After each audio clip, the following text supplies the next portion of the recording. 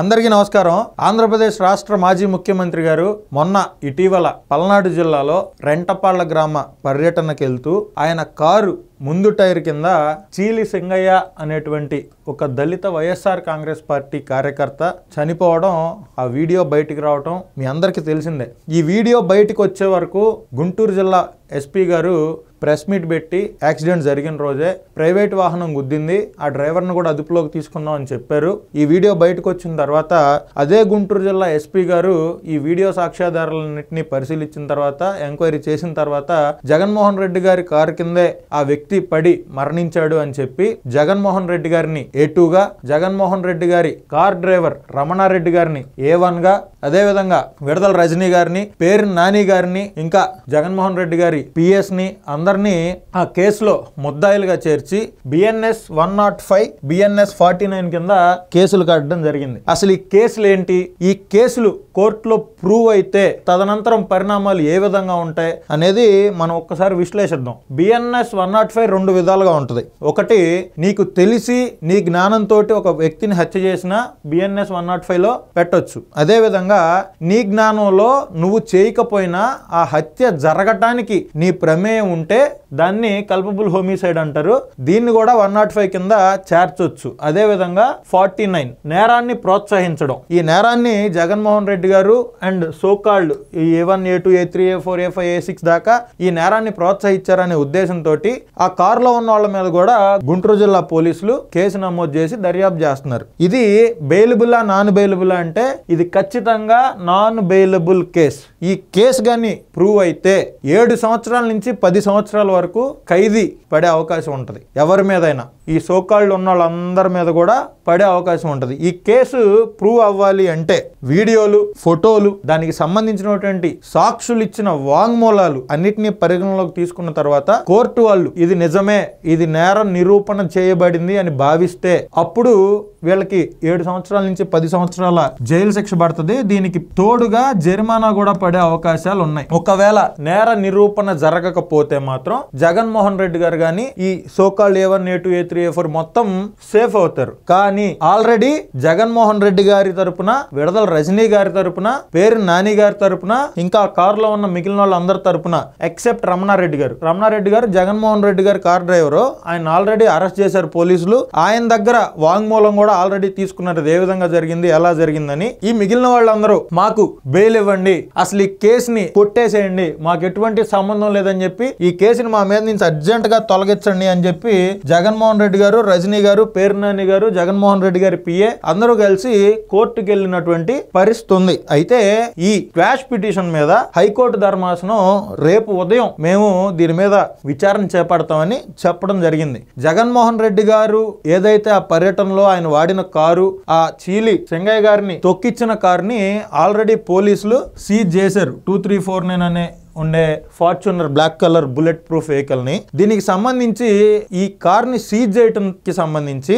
సాక్షి media, YSR Congress పార్టీకి సంబంధించిన సాక్షి paper, YSR Congress పార్టీకి సంబంధించిన చాలా మంది నాయకులు, వైఎస్ఆర్ కాంగ్రెస్ పార్టీ పెయిడ్ అనుచరులు అందరూ కలిసి మా అన్న కష్టపడి ఒక కారు కొనుక్కుంటే ఆ కారును కూడా తీసుకెళ్లిపోయారు పోలీసులు. దీని ఉద్దేశం ఏంటి, ఇది చంద్రబాబు నాయుడు గారి కక్ష రాజకీయం. కేవలం చంద్రబాబు నాయుడు గారు జగన్మోహన్ రెడ్డి గారి మీద కక్ష సాధింపుతోటే ఇలాంటి ఉద్దేశపూర్వక కేసులు, తప్పుడు కేసులు పెట్టేస్తున్నారని మాట్లాడుతున్నారు. ఈ మాట్లాడే వాళ్ళందరూ ఒకదానికి సమాధానం చెప్పండి. జగన్మోహన్ రెడ్డి గారు ఈ జరిగిన దుర్ఘటన నేను రెంటపాళ్ల నుంచి తిరుగు ప్రయాణం అయిన తర్వాత నాకు మా వాళ్ళు చెప్పగానే ఆ కుటుంబం దగ్గరికి వెళ్ళండి అని చెప్పి వాళ్ళకి 10 లక్షల రూపాయలు డబ్బులు ఇవ్వండి అని చెప్పాను అని చెప్పి ఆయన ట్వీట్ వేశాడు. అదే విధంగా అంబటి రాంబాబు గారు, లేళ్ల అప్పిరెడ్డి గారు అండ్ సోకాళ్ళు కొంతమంది వెళ్ళి వాళ్ళకి 10 లక్షల రూపాయలు డబ్బులు ఇచ్చినటువంటి పరిస్థితి. ఈ కేసు, ఆ హత్యనే అనాలి దీన్ని. ఎందుకంటే తెలిసి చనిపోయినా తెలియక చనిపోయినా ఒక వ్యక్తిని కారు కింద వేసి తొక్కడం ఎట్టి పరిస్థితుల్లో హత్య అవుద్ది కాబట్టి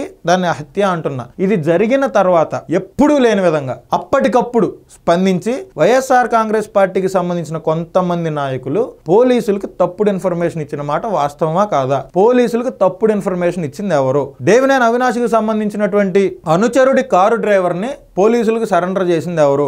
ఆ కారు కారుని తీసుకెళ్లి పోలీసుల దగ్గర పెట్టింది ఎవరు? జగన్ కాన్వేలో వెహికల్ కాకుండా ప్రైవేట్ వాహనమే గుద్దింది అని చెప్పి స్పెషల్ బ్రాంచ్ పోలీసులకి తప్పుడు సమాచారాన్ని ఇచ్చిన వైఎస్ఆర్ కాంగ్రెస్ పార్టీ నాయకులు ఎవరో వాళ్ళ మీద కూడా ఖచ్చితంగా చర్యలు తీసుకోవాల్సిన అవసరం ఆంధ్రప్రదేశ్ పోలీసులకి ఉంది. అయితే ఈ తొక్కిన వీడియో రావటం బయటికి వచ్చిన తర్వాత దాన్ని ఏఐ వీడియో అంటాం, దాని తర్వాత అంబటి రాంబాబు గారు ఏమో ఆయనే ఏఐ వీడియో అంటాడు, ఆ తర్వాత ఏమో బస్సులో నేను ప్రయాణిస్తుంటే బస్సు ఎవరినన్నా గుద్ది వాళ్ళు ఒకవేళ మృతి చెందితే బస్సు డ్రైవర్ని అరెస్ట్ చేస్తారా, బస్సులో ఉండి అందరిని అరెస్ట్ చేస్తారని చాలా వ్యంగ్యంగా ట్విట్టర్లో ట్వీట్లు పెట్టడం కూడా మనం చూసాం. వైఎస్ఆర్ కాంగ్రెస్ పార్టీ వాళ్ళందరూ కూడా దాన్ని విపరీతంగా హైలైట్ చేశారు. వాళ్ళు బేసిక్గా అదే మైండ్ సెట్ తో ఉన్నారు. ఇక్కడ బస్సు ఎవరినన్నా గుద్దితే ఆ బస్సులో ఉన్నోళ్ళు ఆ మనిషిని అలాగే వదిలేసో లేకపోతే చెట్లలోనో పొదల్లోనో పడేసి పోతే పోయాడులే అనుకొని వెళ్ళిపోతే మాత్రం ఖచ్చితంగా బస్సులో ఉన్నోళ్ళు కూడా బాధ్యులు అవుతారు. ఇది కూడా చట్టమే. ఓకే, మీరేదో పిహెచ్డీలు చేశారని చెప్పి మీ ఇష్టం వచ్చినట్లుగా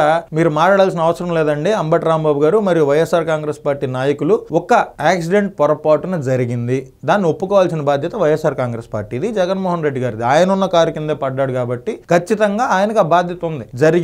జరిగిన వెంటనే దాని మీద స్పందించి అక్కడ ఉన్న నాయకుల్ని లేకపోతే నీ కారులో ఉన్న మాజీ మంత్రుల్ని దానికి అప్పచెప్పి వీళ్ళని అర్జెంట్గా హాస్పిటల్లో జాయిన్ చేయండి, ఏమైనా నేను చూసుకుంటాను అనడం మానవత్వం. కనీసం ఆ మానవత్వం లేకుండా మీ ఇష్టానికి మీరు ఆయన్ని తీసుకెళ్లి అసలు ఆయన వదిలేసి మీరు వెళ్ళిపోతే అక్కడ ఉండోళ్ళు తీసుకెళ్లి పొదల్లో పడెత్తే తర్వాత పోలీసులకి ఎవరో కంప్లైంట్ ఇస్తే ఆ పోలీసులు వచ్చి ఆటోలో తీసుకెళ్దాం అనుకొని ఆ తర్వాత అంబులెన్స్ వస్తే అంబులెన్స్ లో ఎక్కించి ఆయన అక్కడికి వెళ్ళలేకే విగత జీవిగా మారిపోవటం, మీరు మళ్ళీ దాన్ని అంబులెన్స్ లో ఉన్నోళ్లే చంపేశారేమో ప్రభుత్వమే చంపేసిందో అని విష ప్రచారం చేయటం అనేది చాలా తప్పు. అయితే ఈ కేసు గాని బిఎన్ఎస్ 105/49 ఏదైతే ఉద్దేశపూర్వకంగా చేయకపోయినా నేరాన్ని ప్రోత్సహించిన కారణాలతోటి ఈ కేసు గాని కోర్టులో ప్రూవ్ అయితే ఖచ్చితంగా జగన్మోహన్ రెడ్డి గారు కావచ్చు, ఆ A1 కావచ్చు, A3, A4, A5 కావచ్చు, వీళ్ళందరికీ ఎట్టి పరిస్థితుల్లో 7 నుంచి 10 సంవత్సరాలు జైలు శిక్ష పడే అవకాశం 100కి 200% ఉంది. ఇది ప్రూవ్ అవుద్దా లేదా అనేది మనం న్యాయస్థానం తీసుకునేటువంటి విచారణ నేపథ్యంలో తీసుకోవచ్చు. కానీ ఇప్పటికీ ఈ స్క్వాష్ పిటిషన్ తో పాటు జగన్మోహన్ రెడ్డి గారిని, రజనీ గారిని, పేరు నాని గారిని ఇంకా ఉన్న వాళ్ళని A1 కాకుండా మా అందరికీ ఈ స్క్వాష్ పిటిషన్ మీద నిర్ణయం వచ్చే వరకు మా మీద తదుపరి చర్యలు తీసుకోకుండా ఆదేశించాలని కూడా వీళ్ళకి సంబంధించిన లాయర్లు కోరడం జరిగింది. దాని మీద కూడా ధర్మాసనం ఇప్పటి వరకు ఎటువంటి తీర్పుని వెలువడించలేదు. కాబట్టి ఇప్పటికిప్పుడు జగన్మోహన్ రెడ్డి గారిని ఆ మిగిలిన వాళ్ళని కూడా అరెస్ట్ చేయొచ్చు. ఒకవేళ రేపు కోర్టు ఏమైనా క్యాష్ చేస్తే మళ్ళీ వెంటనే రిలీజ్ చేసే అవకాశాలు కూడా ఉన్నాయి. కాబట్టి ఇది మీ అందరూ అర్థం చేసుకుంటారని అసలు ఈ 105 సెక్షన్ ఏంటి, జగన్మోహన్ రెడ్డి గారి మీద, విడదల రజనీ గారి మీద, పేరు నాని గారి మీద, జగన్మోహన్ రెడ్డి గారి డ్రైవర్ మీద, జగన్మోహన్ రెడ్డి గారి పిఏ మీద పెట్టిన ఈ సెక్షన్స్ పెట్టడం వల్ల తదుపరి జరిగేటువంటి వివరాలు ఎలా ఉంటాయి, విషయాలు ఎలా ఉంటాయి అనేది మీ అందరికీ చెప్పాలని చెప్పి ఈ సెక్షన్ల గురించి నేను కూడా డీప్ గా రీసెర్చ్ చేసి జగన్మోహన్ రెడ్డి గారి పుణ్యం వల్ల మేము న్యాయశాస్త్రం కూడా చదువుకోవాల్సిన పరిస్థితులు వచ్చినాయి కాబట్టి చదువుకుంటున్నాం. ఇంకా ఈ 2 సెక్షన్లకే ఒక గంట సేపు టైం పట్టింది. అదే జగన్మోహన్ రెడ్డి గారి మీద ఉన్న ఈడీ, సిబిఐ కేసులు, ఆయన ఇంకా మిగిలిన 420 కేసులు, వాటన్నిటిని 2023లో వచ్చిన బిఎన్ఎస్ ప్రకారం, అప్పుడు ఐపీఎస్ ఇప్పుడు బిఎన్ఎస్, వీటి ప్రకారం చదవాలంటే మాకు ఖచ్చితంగా ఒకవేళ మేము మొత్తం 10-15 రోజులు కష్టపడి చదివితే మాకు ఖచ్చితంగా డాక్టరేట్లు కూడా వచ్చే అవకాశాలు ఉంటాయి. కాబట్టి మనస్ఫూర్తిగా మీ అందరికి తెలియజేయాలని ఈ వీడియో చేశాను. అందరికీ నమస్కారం.